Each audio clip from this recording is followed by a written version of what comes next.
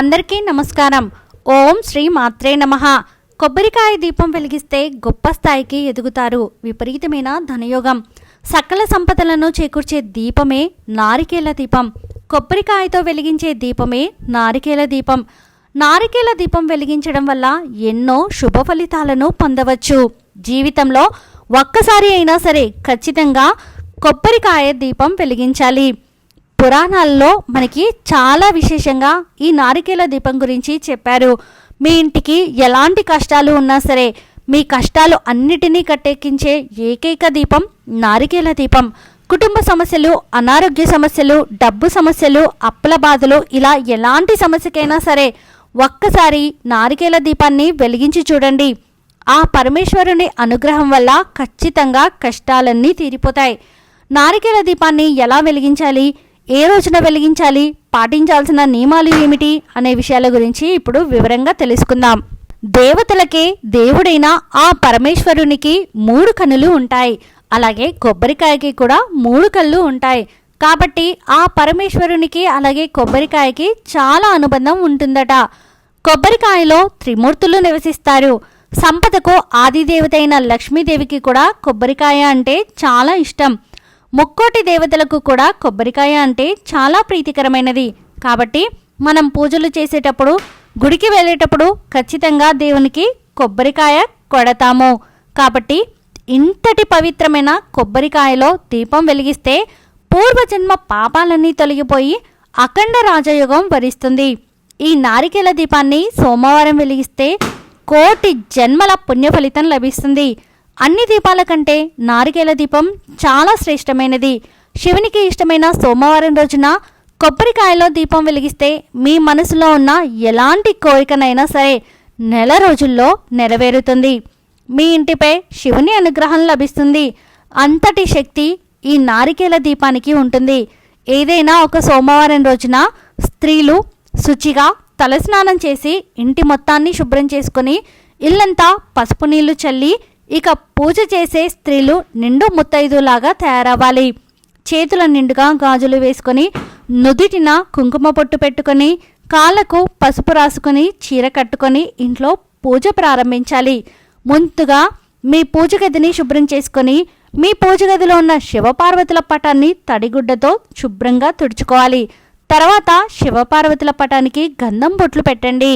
అయితే ప్రతి ఒక్కరూ తెలుసుకోవాల్సిన ఒక విషయం ఏమిటంటే, మన పూజ గదిలో ఉండే శివుని చిత్రపటానికి కుంకుమ బొట్టు సమర్పించకూడదు. కేవలం గంధం బొట్టు మాత్రమే పెట్టుకోవాలి. ఎందుకంటే ఆ పరమేశ్వరుడు ఎల్లప్పుడూ తపస్సులోనే ఉంటాడు. కాబట్టి చల్లదనాన్ని ఇచ్చే గంధాన్ని సమర్పిస్తే ఆ పరమేశ్వరుడు ఉప్పొంగిపోతాడు. కాబట్టి మీ పూజ గదిలో ఉన్న శివపార్వతుల పటానికి ఎల్లప్పుడూ గంధం బొట్టు మాత్రమే పెట్టుకోండి. ఇక పరమేశ్వరునికి ఇష్టమైన పూలతో శివపార్వతులను నిండుగా అలంకరించుకోండి.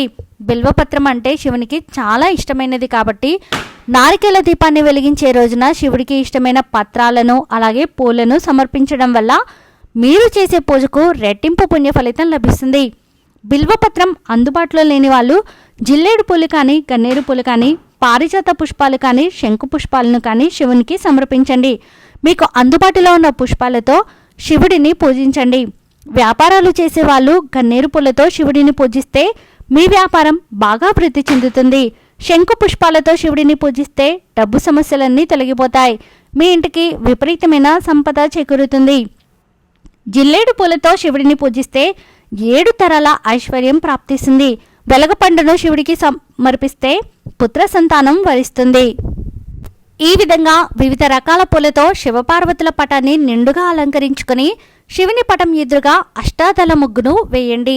ముగ్గు మీద పసుపు కుంకుమలు వేసి ముగ్గుపైన ఒక ప్లేట్ కానీ విస్తరాకు కానీ పెట్టుకోండి. స్టీల్ ప్లేట్ మాత్రం అస్సలు ఉపయోగించకూడదు. ఈ ప్లేట్ పైన గంధంతో ఓం అని రాయండి. తర్వాత ఈ ప్లేట్ పైన 3 గుప్పుల బియ్యం పోయండి.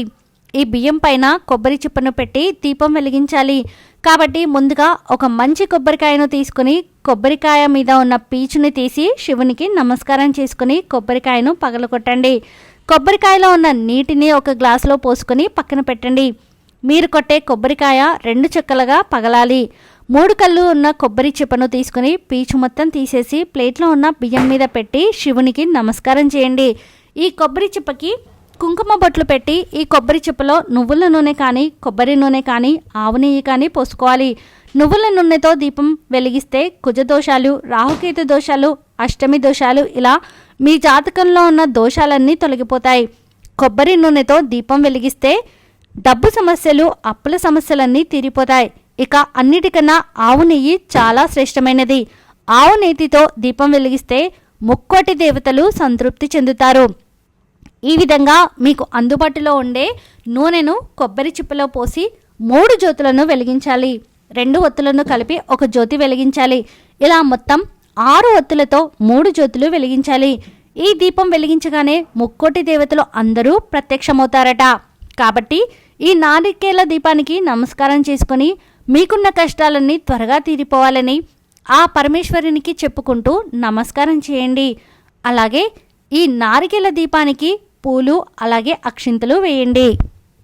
కొబ్బరికాయ పగలగొట్టినప్పుడు కొబ్బరి నీళ్ళు వస్తాయి కదా, ఆ కొబ్బరి నీటిని పూజలో నైవేద్యంగా పెట్టుకోవచ్చు. అలాగే మీరు కొబ్బరికాయ పగలగొట్టినప్పుడు 2వ చిప్ప ఉంటుంది కదా, ఆ చిప్పలో ఉన్న కొబ్బరిని చిన్న ముక్కలుగా కోసి అందులో కొంచెం పంచదారను కలిపి శివయ్యకు నైవేద్యంగా సమర్పించవచ్చు. చివరిగా ఈ నారికేల దీపానికి హారతి ఇచ్చి శివయ్యకు నమస్కారం చేసుకొని 3 ప్రదక్షిణాలు చేసి మీ పూజను ముగించవచ్చు. ప్రతి సోమవారం రోజున శివునికి నారికేల దీపాన్ని వెలిగిస్తే మీ కుటుంబానికి ఎలాంటి కష్టాలు రాకుండా ఆ పరమేశ్వరుడు మీ ఇంటిని రక్షిస్తాడు. ఈ వీడియో మీకు నచ్చితే ప్లీజ్ లైక్ చేయండి.